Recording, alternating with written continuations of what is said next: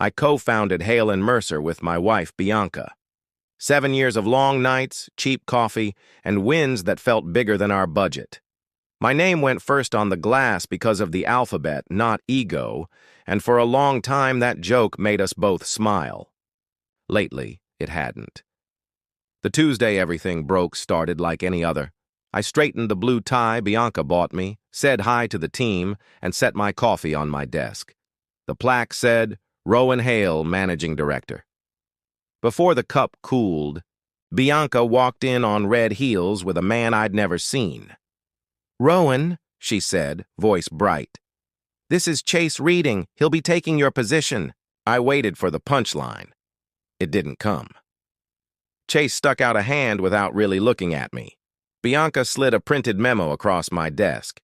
Leadership transition. No board vote, no performance review, no conversation, just replaced. Through the glass, I saw the team pause. Sarah at her drafting table, Luis with his phone mid-air, Priya stepping out of finance. Everyone could read lips well enough to understand the word transition. "Understood," I said. It was the only word that came out. Bianca gathered everyone for a welcome huddle by the coffee machine.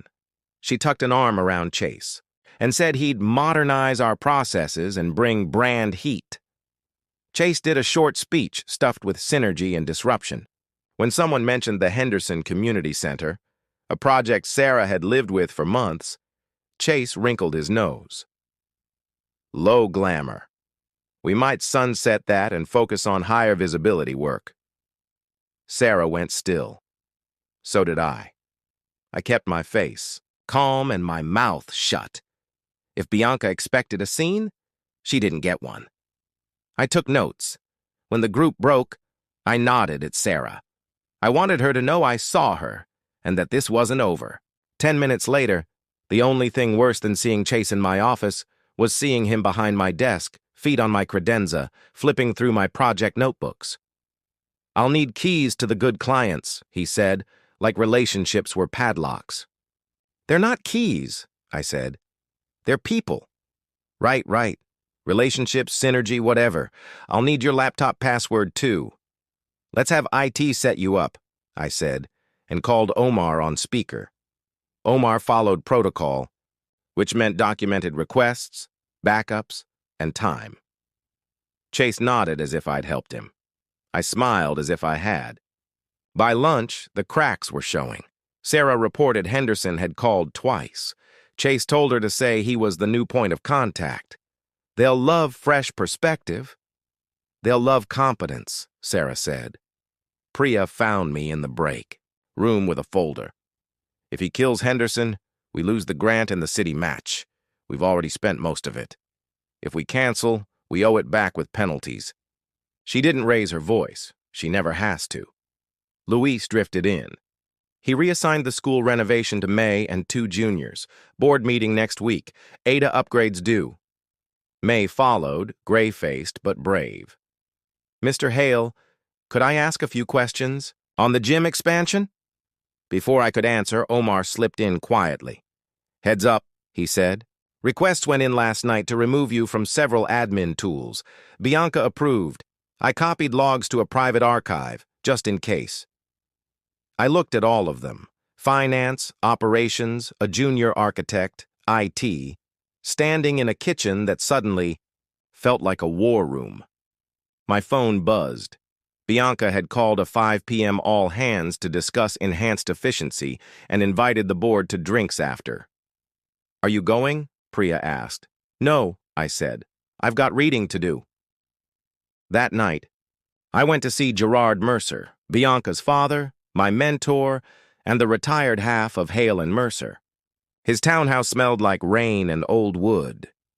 He poured coffee and asked one question. "What did she do?" I told him. Not the memos, the drift. The late nights that weren't work, calls that ended when I walked in, the way she'd been looking at me like furniture to be replaced.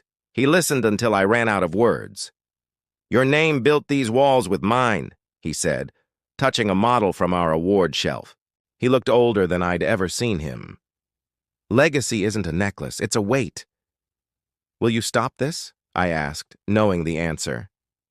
I stepped back so my daughter could lead, he said. I can't take it back without blood. Then I'll use the law. He studied me, then handed me a cream envelope. RH, emergency only. I didn't open it. I didn't need to.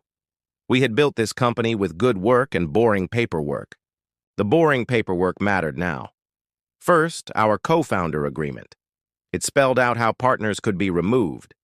Because I say so wasn't grounds. Second, the proxy. When we restructured, Gerard created a protective class of voting shares to guard fiduciary duty and granted me irrevocable proxy control until revoked in writing. It hadn't been. Bianca didn't know it existed. Third, my intellectual property. Early on, I developed our workflow system, material library, and client intake software. I licensed them to the company while I served as managing director or, with my written consent. Terminate me without cause. License ends. Finally, a morals and governance clause. If leadership acted in bad faith and harmed the company, say by appointing an unqualified boyfriend, equity could be diluted and clawed back automatically upon a board finding. All of it had been signed 3 years ago. Standard stuff. Standard for a reason. By Friday morning, the phone wouldn't stop. Mr. Henderson called first. A 70-year-old community leader furious is a sound you don't forget. Some kid told me we've got to reassess because of evolving market conditions, he said. We have a groundbreaking next month. I'll fix it, I said. By end of day. Next was the city liaison on our clinic project. You missed the accessibility review milestone, she said. We can request a 7-day extension. We'll need a signed plan from the project director. She paused. Is that still you? I hung up and wrote the board.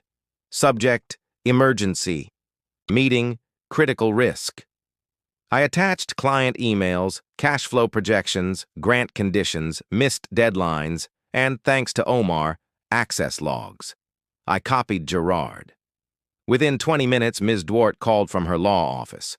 What the hell is going on? She asked. I gave her the facts, and no adjectives.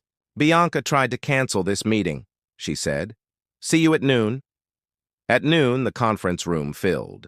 Board on one side, Bianca and Chase on the other. Department heads lined the wall. Tilda, our receptionist, stood near the back with her arms crossed, the human version of "Don't try it." Bianca went first. Vision, innovation, optimization. Chase followed with brand heat. Mr. Hawkins, who built buildings before he built portfolios, cut him off. Enough, he said. Rowan. I kept it simple. Slide 1, missed deadlines and who missed them. Slide 2, dollars at risk if we lose grants. Slide 3, cash flow in 60 days if we cancel work the team already started. I didn't raise my voice. I didn't look at Bianca. 3 client relationships are at risk, I said. Federal funding is in jeopardy. Grant clawbacks total nearly $40,000.